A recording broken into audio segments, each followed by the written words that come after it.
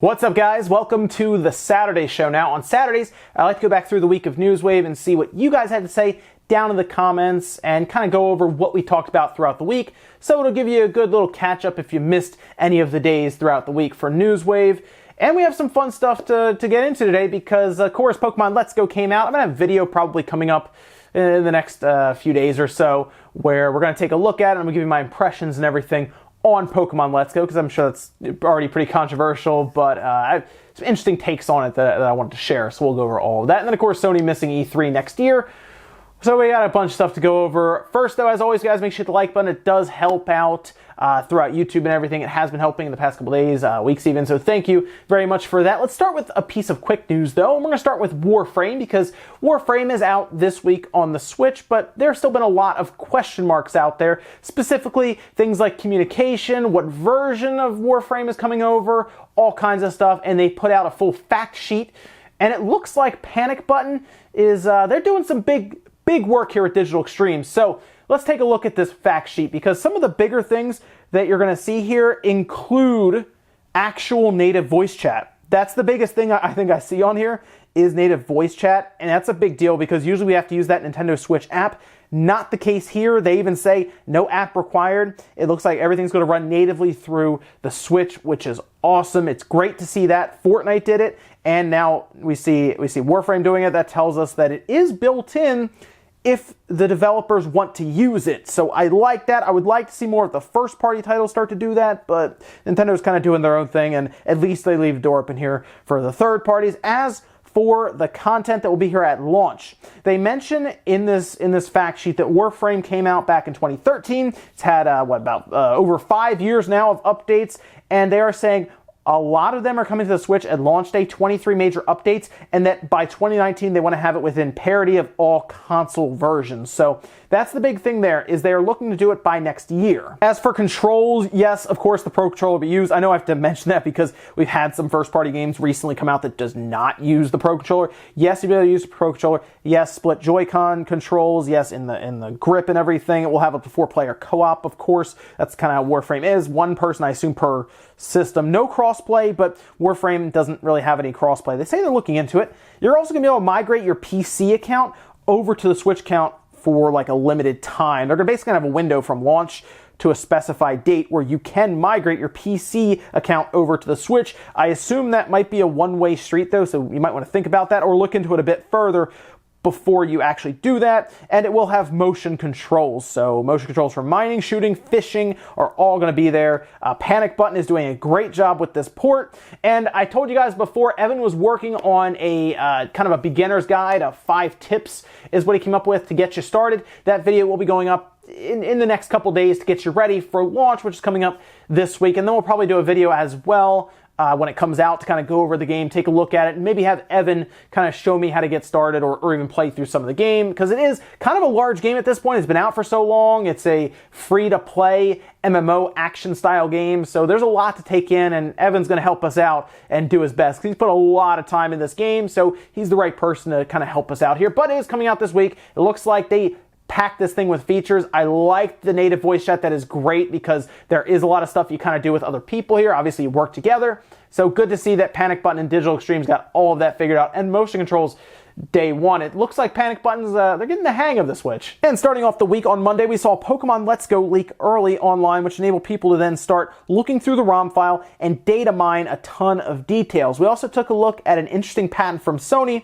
that shows a controller that appears to have a screen built in. Nox says, touchscreen on a PS5 controller, yay for 2-hour battery life. I'm picking up VMU vibes. I remember Code Veronica showing you your health status on the VMU back in the day. I was thinking something very similar as well. I was kind of getting the VMU vibes as well, because the VMU, while it was a cool feature, it wasn't like the focal point. So like the Wii U, when Nintendo built that system, that screen on the gamepad was like a big focal point. They wanted developers to take advantage and even design their games heavily around that gamepad. Whereas I feel like this would be something complementary, right? Not necessarily the big focus, but something that would help to complement the game. And I think that would work well as long as it's not required. I think we will get to a point, though, as long as it's touchscreen too. I think it has to be a touchscreen because it's going to probably backwards compatible with PS4 games, and in its place was a touchpad that you could use, and some games actually did use that, kind of like a mouse trackpad for like maps and stuff like that. But I do think this would be a cool idea if they can get that battery life ironed out, because the PS4 launch controller was really bad when it came to battery life. It's gotten a little better actually through some of the revisions in the controllers, but it's still not the best. It definitely is outclassed by the Xbox One and the Switch Pro controller, and then the standard Xbox One controller.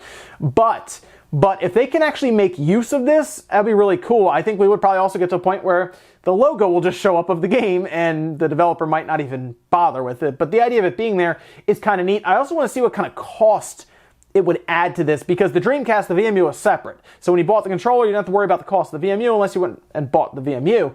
But this would actually be built in. We don't know if this is going to be the case, like this is actually going to be a thing, but it's a good idea, I think, for the DualShock 5, as long as they can make it all work together. That's the big thing. Pricing, battery life, and functionality. If it's any of those suffer, especially the price, they might not do it. Tuesday, news broke that Nintendo had won their case against Love ROMs, with what appeared to be a settlement for $12 million being reached. Also, THQ Nordic announced several games coming to the Switch, including Sphinx. Kinal says, I totally understand Nintendo going after ROM sites. Those are taking a big chunk of revenue from the Virtual Console. Oh, wait. Yeah, so the whole thing about that ROM site, I kind of talked a bit about it. I think it was the ROMs kind of combined with the imagery of all of Nintendo's IPs like splattered all over that website, because they specifically mentioned copyright infringement, and then kind of part of like the legal speak and everything in there talks about indirect copyright infringement. It was pretty direct. You can kind of see all the characters on there, but then they also mentioned all the ROM files,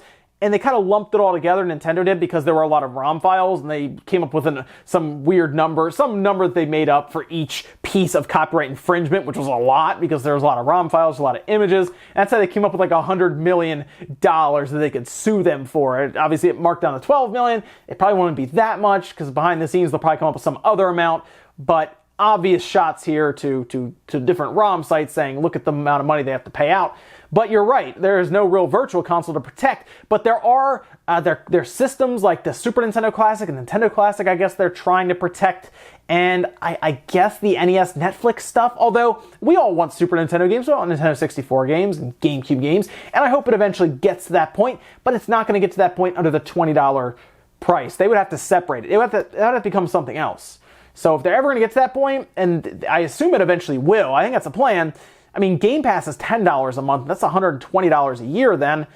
I think if you have Super Nintendo, then you have 64, GameCube, maybe Game Boy, and Game Boy Advance, throw everything in there, you could probably get $10 a month for that, and that could be separate from the online service. I know people probably don't want to have to pay more for something else. That's optional. And the online service, let's face it, Nintendo sees Sony and Microsoft doing it, so they'll do it too, and they'll do it, I guess, worse because their service isn't as good, but they decide to charge less to try to make up for it. But I don't think what we see now, this NES Flix, I don't think it has room to grow with the $20 a year price tag, because eventually you're just going to be devaluing a ton of games that are just jammed in there for not much at that point. Wednesday, we talked about the PC Classic that appears to be poised to enter crowdsourcing next month. This system is supposed to be a collection of 30 different DOS games at launch, with more games to follow on SD cards. Taz Gamer says, I'm interested in the PC Classic, but I want to know the guaranteed games and features first. So this is supposed to go into crowdsourcing next month, and I assume they're going to show up. They're going to have an early bird special, or maybe they'll just show up. It's $99 to get in, and you're guaranteed one by sometime in 2019 or something, like end of 2019. But I would definitely look over all of the stuff that they have written there. Sometimes people will just jump into a crowdsourcing project and they won't even read half the stuff. I see it all the time. You want to see if they're actually getting some of these games, because they show Doom.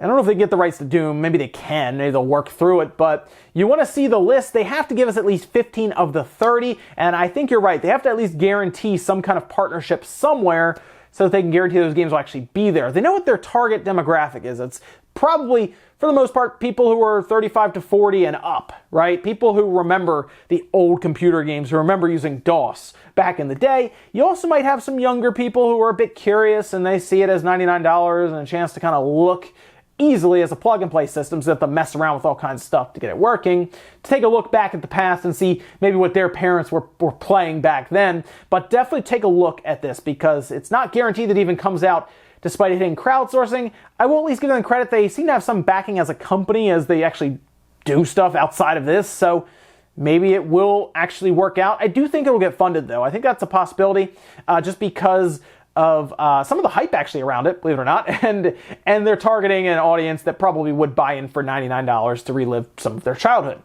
So you might also be able to wait for it to get crowdsourced and then eventually just sold after it actually happens. Either way, just make sure you read the fine print. Thursday, we talked about Pokemon Let's Go not needing motion controls specifically in handheld mode, and Todd Howard mentioned during an interview that Bethesda would be using their creation engine for Starfield and Elder Scrolls 6. Rain says, I still hold down A after throwing the Pokeball. Old habits die hard. Yeah, that's what we did when we were younger, you know, because we didn't have phones in our pocket that could tell us if somebody's telling the truth or not right there, then and there. And some people didn't even have internet at the time to really do that. That just wasn't out there like that. But it was spread around like crazy that if you hold A, when you throw a Pokeball, it will give you a better chance to catch. At the time, there's really no way to prove it, so we believed it. There was also like up B and select B and stuff. And I know what you're talking about. So I decided to go back and look.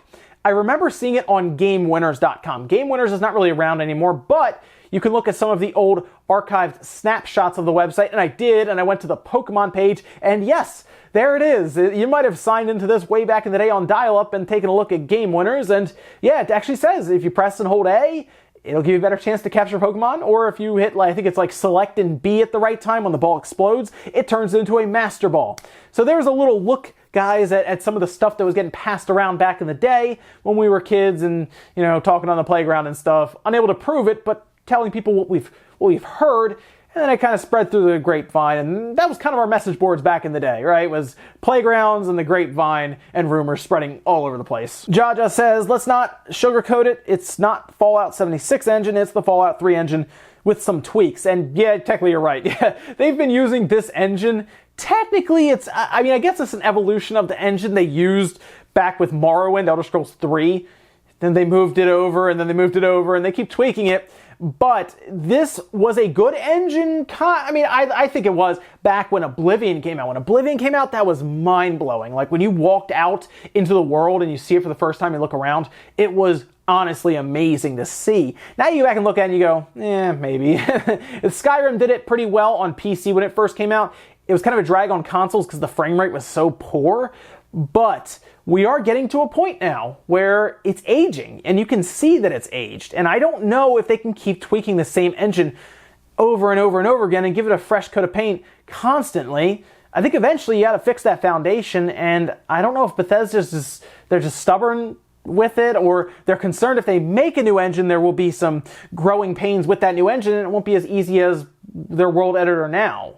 That's what I think is going on. They don't want to let go of that creation engine, and building a new engine is expensive, and they're concerned about some issues they may have, so they're stuck in a weird place. Their fans want, I think, a new engine that's not as buggy, but Bethesda's concerned about making another one and dealing with some unknown, so it's odd, but it sounds like, yes, the creation engine is going to be tweaked and modded further to work with Starfield and then work with Elder Scrolls 6, despite those probably being next-generation games.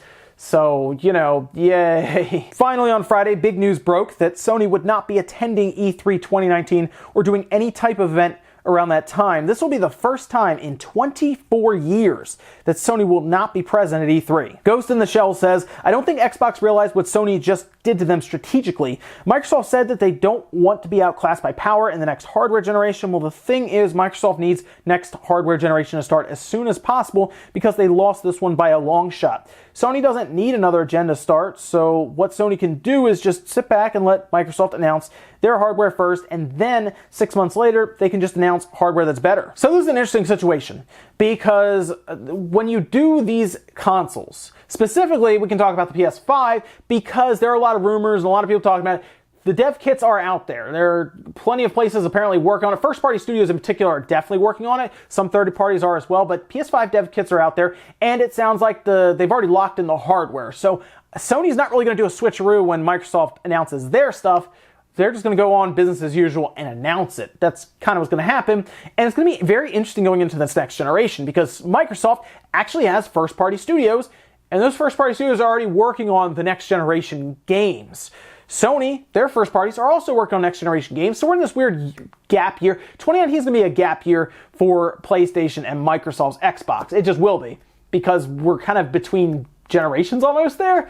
They're all moving on, and they're all going to go along with what they have. I have a feeling the Xbox, or the next Xbox, is probably pretty much locked in as well. So there's not much really left to do in terms of hardware other than figure out when to present it. I think Sony's skipping E3 because I think there's going to be 2 events. I think there's one in the beginning, February, March maybe, and then probably one at PlayStation Experience, the big blowout for the system. We'll get an announcement with some specs and stuff early in the year, and then the big blowout later in the year. All they need to tell us, though, this is very important, they need to tell us as soon as possible that there is backwards compatibility, because then people won't feel burned about buying a PS4 game like Death Stranding, despite it not being on the PS5 at launch. If it works straight up, maybe some improvements because it runs better, then people won't feel bad about buying Death Stranding, 3 months before the PS5 launches or something, because it'll just work with the next generation. I fully expect Microsoft to be backwards compatible. That shouldn't be an issue. So I hope Sony comes to the table and announces that in the beginning of the year, but I don't think there's going to be any issues there when it comes to hardware, because I think both companies are pretty much locked in with what they're going to bring to the table in 2020. And keep in mind, if they run through 2019 announcing this stuff, it doesn't necessarily have to be holiday 2020, right? They could announce and then release in the spring of 2020, because Nintendo showed us that there's no issue really doing that because gaming has gotten that large. So Sony and Microsoft can definitely do that, and I kind of expect them to do that. Ladies and gentlemen, that's going to do it for the Saturday show. Thank you so much for tuning in. Make sure you guys hit the like button if you liked it, disliked if not, and then leave comments down below about everything that we talked about here today. Maybe you do want to give your impressions down in the comments about Pokemon Let's Go. Go ahead and do that. Maybe you want to also talk about Sony's interesting absence at E3 next year. It seems to be a big topic online right now, so let me know what you think is going on over at Sony headquarters. You think they have a plan, or you think they seriously just have nothing to show? Thanks guys for watching. Make sure you tune in tonight, 9 p.m. Eastern time for Spawncast. We're gonna have a lot of stuff to go over. It's gonna be a good show. I'll see you guys then.